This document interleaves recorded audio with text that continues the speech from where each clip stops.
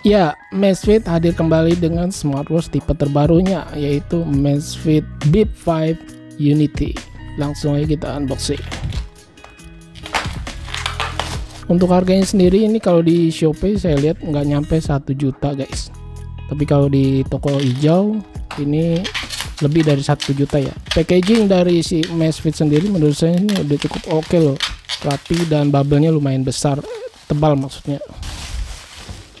Oke, kita lihat di sini dapat apa ini? Oh, seperti strap ya. Sport band gitu. Di sini kita lihat ada kartu garansinya Amazfit. Yap, penampilannya untuk kemasan terlihat masih sama seperti tipe Amazfit sebelum-sebelumnya ya. Packagingnya. Aplikasi menggunakan Zepp OS. Segelnya seperti green pill gitu. Oke, kita buka aja langsung.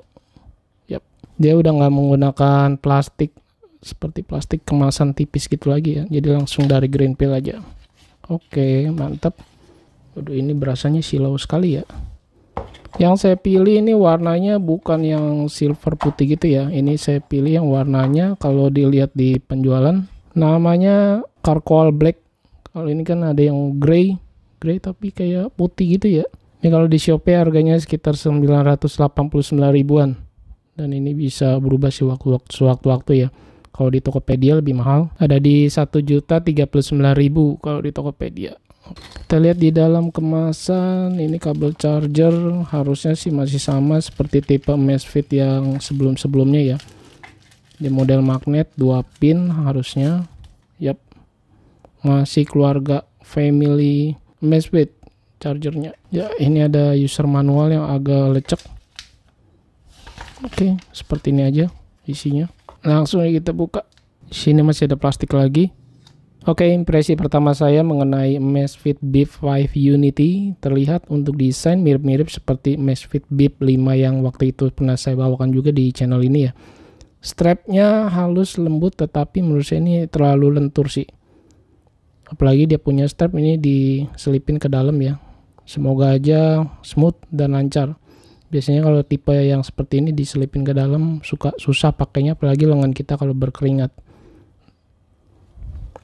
Untuk materialnya sendiri ini kalau saya lihat untuk di deskripsi produk, dia menggunakan dari stainless steel ya di bagian case-nya. Kemudian di bagian belakangnya ini dari plastik yang sangat ringan. Menurut saya ini smartwatch-nya ya ringan banget. Kemudian kalau kita perhatikan lagi di bagian strap dekat case-nya ini, dia nggak bisa sampai rapat gitu guys. Jadi kalau lengan kamu kecil, saya coba hands on. Nah, seperti ini tampilannya. Jadi berasa kotak banget ya di lengan saya yang kecil ini.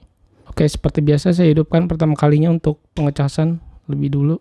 Kalau dilihat di bagian foto produk sih kelihatannya keren banget ya. Ini bagian sisi pinggir kiri kanannya terlihat curve banget. Tetapi kalau di kenyataannya sih ini biasa aja gitu. Mirip seperti Bip 5 yang pertama malahan kalau menurut saya ya. Oh, ini saya harus setting dulu karena dia sudah bergaransi di Indonesia, dia sudah ada bahasa Indonesia. Langsung aja kita pairing, dan jangan lupa download aplikasinya. Zepp aplikasinya ini bisa download dari iOS maupun dari Android. Untuk loadingnya sendiri terbilang cepat dan mudah, bisa dilihat sudah langsung seperti ini tampilan awal watch face-nya ya. Saya cukup suka dengan produk dari atau aplikasinya Zepp ini, Amazfit. Terlihat untuk indikator baterainya, sisanya, dan terakhir untuk pengisian daya juga dicantumkan ya, pengisian dayanya. Mantap, jadi kita bisa tahu nih untuk baterainya sudah bertahan beberapa hari. Di sini kalau kita perhatikan langsung ada pembaruan sistem atau update firmware. Mantap. Kita lihat-lihat untuk di bagian tampilan watch face si Amazfit Bip 5 Unity. Sini top 5-nya ya, layar jam terbarunya. Ini keren juga nih. Nanti kita coba install beberapa watch face dan kita lihat-lihat. Ya, seperti ini tampilan watch face utamanya. Kita lihat sentuh dan tahan, kita slide, dia ada 2, 3, 4. Ya. Ada 4 tampilan watch face bawaan dari smartwatch-nya ya. Kemudian tombol fisik dia cuma ada 1 yang menurut saya ini cukup clicky.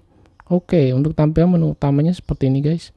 Terlihat dia punya animasinya lumayan smooth. Tapi masih kalah ya menurut saya dengan Huawei kemarin yang Huawei Watch Fit 3. Ini saya coba double klik. Ya, dia nggak bisa untuk mengganti view UI. Saya coba cubit-cubit gini juga dia nggak bisa ya untuk memperbesar kecil tampilan. Kita lihat untuk tampilan menu shortcutnya seperti ini. Dia ada indikator baterai, dan kita slide. Di sini masih ada lagi untuk brightness setting. Kemudian ya itu aja ya. Slide ke atas untuk notifikasi masuk, slide dari ke kiri ini untuk melihat widget. Ya. Untuk beratnya sendiri kalau saya timbang dia ada di 39,2 gram. Nggak nyampe 40 gram guys. Ini berikut dengan strapnya ya. Mantap, ringan banget. Untuk ketebalan pinggir case-nya saya ukur dia ada di 9,7 mm ya. Ini nggak nyampe 10, sedangkan di tengah case-nya ini baru 11 mm lebih. Nggak nyampe 12 mm malah. Lebar case-nya ada di 38 mm kurang ya ini. Ya sekitar 38 lah. Lak-tulaknya ada di 46 mm. Di strap lebarnya standar 22 mm aja. Kita lihat-lihat untuk di bagian settingnya nih, saya suka lihat pertama kali smartwatch atau smartphone gitu ya, di bagian setting kita lihat-lihat dulu di tampilan. Oke, durasi layar menyala ini, screen time off bisa sampai 30 detik aja, nggak terlalu lama. Sedangkan kecerahan ini kalau saya lihat nggak ada ya auto brightness, jadi masih manual aja, tinggal di slide-slide begini tuh guys. Raise to wake kita bisa aktifkan dari pengaturan sini. Di bagian setting latihan kita bisa aktifkan deteksi latihan nih. Oke, dia ada dikategorikan ya. Dan juga nah seperti ini kategorinya. Sensitivitas juga kita bisa atur normal atau yang terlalu sensitif. Masalah untuk auto brightness nanti saya coba pembaruan dulu ya, perbaruan firmware, siapa tahu nanti akan muncul auto brightnessnya ya. Dan saya coba pakai ke lengan saya, ukuran lingkarnya ini 16 cm ya. Untuk strap panjangnya segini ya, kelihatan lumayan sedang lah, nggak terlalu panjang juga nggak terlalu pendek. Kemudian dia punya buckle ini dari plastik. Kalau bisa untuk strap yang diselipin ke dalam seperti ini, jangan terlalu ketat di bagian buckle-nya ini ya. Jadi sehingga lebih memudahkan kita untuk memasukkan strapnya, jadi nggak terlalu ngepas banget gitu. Kasih longgar dikit.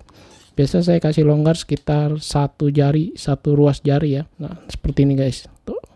Saya juga pernah ada buat videonya soal pemakaian strap jam tangan ya. Dan seperti ini tampilannya ketika saya pakai di lengan saya, ukurannya lingkarnya 16 cm. Saya coba tes untuk raise to wake. Oke, kirain tidak nyala, ternyata kurang cepat.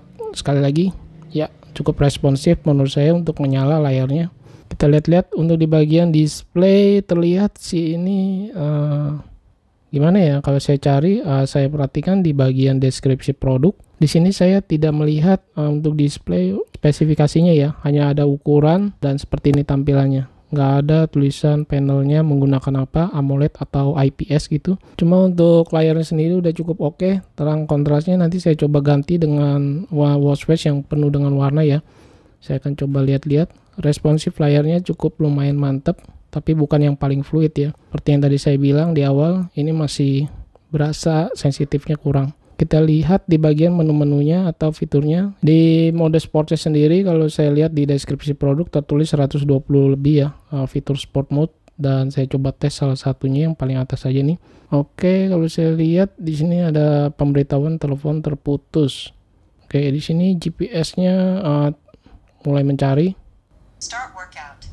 Oke, dia ada pemberitahuan suara ya, jadi bisa menampilkan suara, cuma agak ngagetin sih.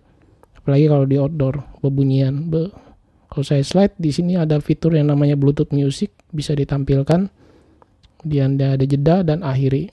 Untuk fitur kesehatannya saya lihat di sini ada fitur heart rate, dan kita lihat dia harus di tap ya ternyata ya, baru bisa berjalan. Jadi berjalan secara dinamis atau berkelanjutan fitur heart rate-nya. Dia juga ada SPO2 di sini, dan dia langsung memulai kalau SPO2. Kalau saya perhatikan untuk di bagian setting tampilan layar ini, view UI dia nggak bisa diganti guys, nggak bisa diganti, cuma ada satu pilihan model smart seperti ini. Jadi agak ribet sih kalau menurut saya untuk memilih-milih menunya ya, jadi harus ngacak begini.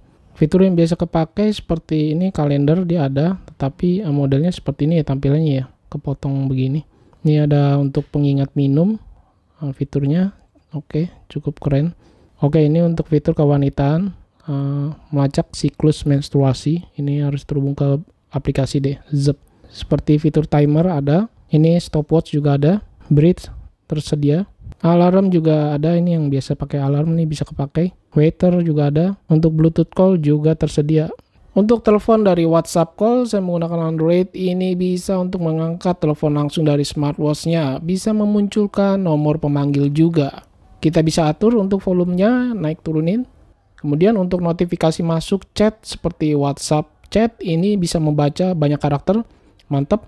Dan fontnya juga terlihat rapi. Paragrafnya juga masih terlihat dengan jelas.